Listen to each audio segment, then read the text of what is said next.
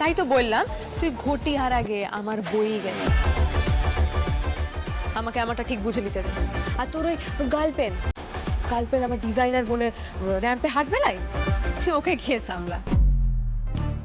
আর এইবার তো আমি ওয়ার্ড কম্পিটিটর বটি, তাই আমার দিকে না অত বেশি ধ্যান দিস নাই রে, তুই ওয়ার কাজ সামলাবি।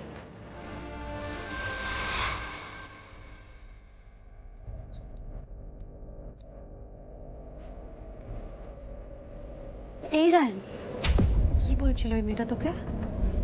ইউজ বুকটা আবার কি বলবে, জাস্ট বলতে গেছিলাম বেশি সাহস দেখাতে না, এখন র্যাম্প আপ করতে গিয়ে যদি ছড়ায় তাহলে আমার তো প্রেস্টিজ পাংচার হবে। কে কার কথা শোনে, উঠে চারটে জ্ঞান দিয়ে গটগট করে বেরিয়ে গেল।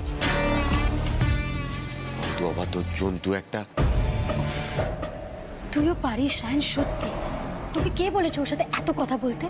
আরে ও লোক হাসালে হাসাবে, লোকে ওকে দেখে হাসছে দেখে ওর যদি লজ্জা না থাকে দেন দ্যাটস হার প্রবলেম। তুই এত মাথা ঘামাচ্ছিস কেন? এন্ড বিলিভ মি, কেউ বদার্ড নয় যে ও তোর বাড়িতে থাকে কিনা বা ওর সাথে তোর কোনো লিঙ্ক আছে কিনা, কেউ বদার্ড নয়।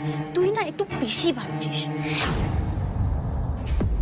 প্লিজ রায়ন, এখন প্লিজ এইসব ছাড়।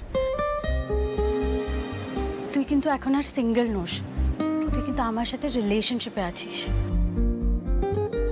ওই পারুলকে নিয়ে এত ভাবাটা কিন্তু এবার বন্ধ কর। আমি কিন্তু আর এগুলো ইগনোর করে পেরিয়ে যেতে পারবো না রায়, মনে রাখিস। আমিও কিন্তু পারুলকে পুরোপুরি ইগনোর করে যেতে পারবো না। তুই কি ভেবেছিস কি এখানকার খবর বাড়ি অব্দি পৌঁছবে না? ঠিক কোনো না কোনো ভাবে পৌঁছবেই, তার এফেক্ট পড়বে আমারও। শোন, বাড়িতে না পারুলকে সিম্পথি দেওয়ার লোক কিন্তু কম নেই, সবাই কিন্তু আমাকে ঝাড়বে। কেন এমন হলো পারুলের সাথে, তুই নিশ্চয়ই পারুলকে কেস খাওয়ানোর চেষ্টা করেছিস, এটা সেটা বলেই যাবে সবাই। আহা পারুল, বাহা পারুল, সবাই না মিলে আমার মাথা খারাপ করে দেবে। আর এই মেয়েটাও হয়েছে তেমন, ফালতু ক্যাদর একটা, কারোর কথা শুনবে না। বেটা ন্যাড়া গোয়ালের মেয়ে, সব পারে র্যাম্প ওয়াক, এসব কি মানে ফালতু চ্যালেঞ্জ নিচ্ছে, ফালতু মেয়ে একটা।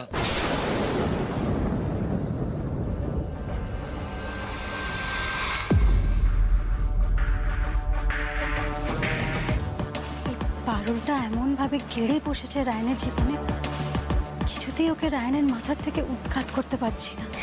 আর এই পারুলটা তেমনি, জোর করে শিং বাগিয়ে ঢুকে পড়বে সব জায়গায়, কিছুতেই বাগে আনতে পারছি না। আমার জন্য এখনো কেমন বিশ্বাস তো জাগছে না রূপী, কেমন একটা ধোঁয়া ধোঁয়া ঠেকছে ব্যাপারটা। কেন? মানে যে জিনিসটা নিয়ে এত হই হল্লা হলো, এত হুলুস্থুলু হলো, তোমার সাধের জিনিস এত খোঁজাখুঁজি হলো, সেটা তুমি অত শিখে দিয়ে দিলে। তা কি করতাম? ওদের পুলিশে দিতাম? ভালো লাগতো আপনার?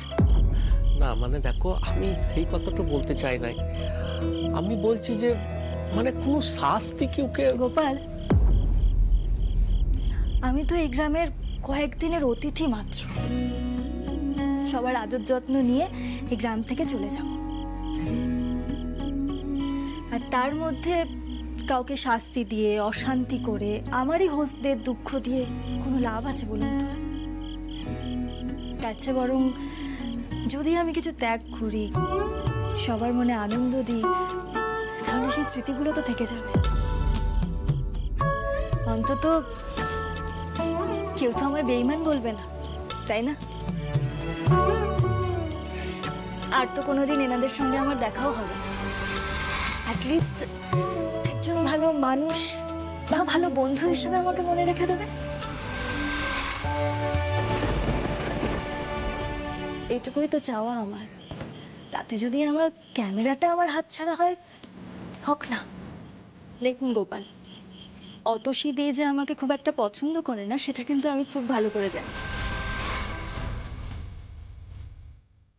সেই জন্য তো সরস্বতী পুজোতে অতসীদিকে অতবার ডাকা সত্ত্বেও হাত লাগাতে আসেনি। কিন্তু এই ঘটনাটার পর কি হলো বলুন তো? একটা শত্রু অন্তত কমবে। এরপর আমি চলে গেলেও আপনার কোনো কাজে অতসীদি আপনাকে সাহায্য না করে দূরে হাত গুটিয়ে দাঁড়িয়ে থাকবে না। নিজে আসবে আপনাকে সাহায্য করতে। এইটুকুই তো আমার পাওয়া।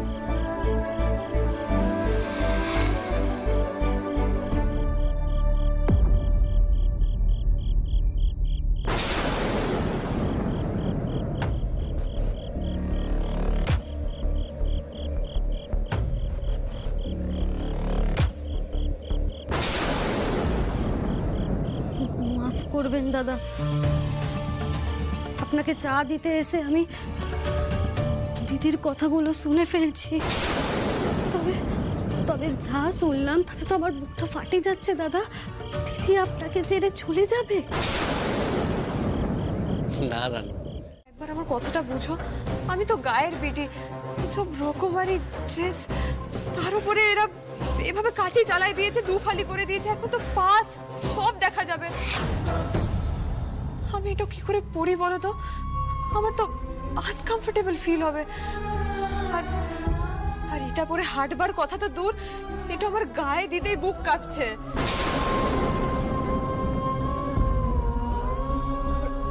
কপালটাই খারাপ পারুন। ইস, আমার লিগে বিটিটার এমন দুর্ভোগ হলো। কত সাধের কম্পিটিশনটা ভোগে চলে যেতে বসেছে, কিন্তু ওকে সাহায্য করতে গেলে আমার দুর্ভোগের অন্ত থাকবে নাই। এমন জামা পরে লোক সমাজে গেলে লোকে বলবে কি? এই আচ্ছা শাকের করাতে এনে আমায় ফেললে বাবা ভুবনেশ্বর। এবার আমি স্যাম রাখি না কুল রাখি, তুমিই বলো।